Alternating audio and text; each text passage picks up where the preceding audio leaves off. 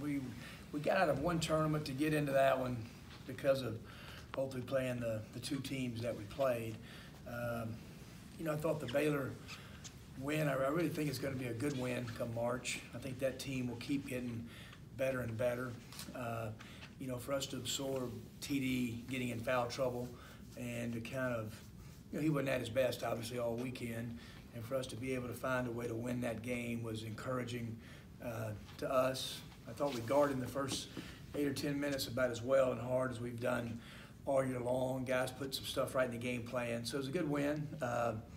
Then Cincinnati, we knew they're about as unconventional a team that you can play in college basketball. There's a reason they've won back-to-back 30 games, is they've got this great toughness of culture, and they really played well against us. They really did. It's going to be an NCAA tournament team for sure, and I thought it wasn't pretty at all, as you guys saw, but we battled and got that thing tied, and then just all of a sudden, we took about 3 quick shots. The perimeter in that game got to about 8 or 9. And then, quite frankly, it was just those guys shot 35 free throws and we shot 17. And we didn't shoot it well either, but we held them to 42, so 40%.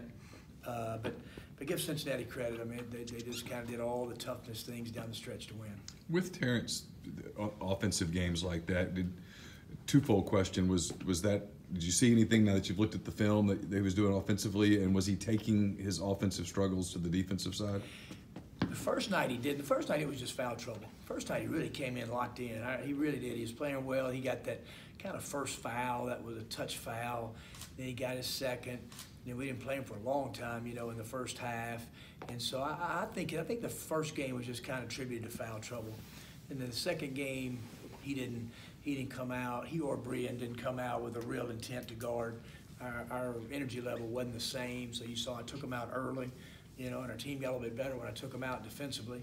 And then I thought TD has got to be more powerful at the rim. I think he's kind of, he's avoiding contact at the rim. He's got to be more off 2 feet. We met this morning. He felt awful about how he played. He's going to bounce back. He's going to play.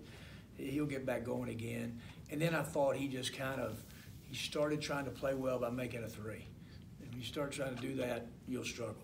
And so he's got to get himself where he's going back to the free throw line, more paint touches, just shoot extra pass threes. And then he missed a couple wide open threes. He did. I mean, just some shots he normally makes. But he did. He felt bad about it, and he'll just bounce back. And it's a long season. I think he'll have a good week.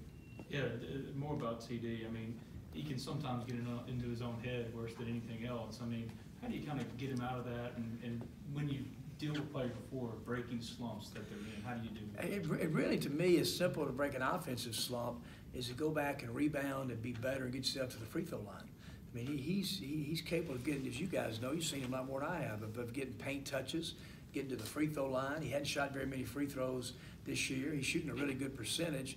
He's got to go be a better offensive rebounder. I mean, that's what he can do. I mean, he averages like 8 rebounds a game. His rebounding numbers are down right now. So he's got to go back and offensive rebound the ball, get some extra opportunities, second shots, free throw line. That's how really good players get him going. If you just think you're just going to, all of a sudden, you just got to start making some threes to get playing well again, that's not his deal. He's got to play and do all the other things and then shoot good threes, and he'll shoot a good percentage. How do you address, Kermit, to your better players not coming out from the bell, answering the bell like you'd like? How do you get them to reach the consistency you're looking for? Well, one, you take them out of a game. Number 2, you've got to do it with practice. And and like I said, as good as Brian played, and in the first game, I thought he got back to playing better. And our whole team, TD came back and tried to play hard. He just kind of struggled offensively, So, but again, to have him struggle and Brian not be at his best, and then, Devontae played well for our team to kind of be right there, with some minutes to go. I mean, that part of it's encouraging. So we've got to, you think about it, I mean, Blake Henson was 1 for 5. I mean, we had a lot of guys didn't score it very well, and then we're kind of right in the middle of it. So we're doing some other things from a toughness standpoint better.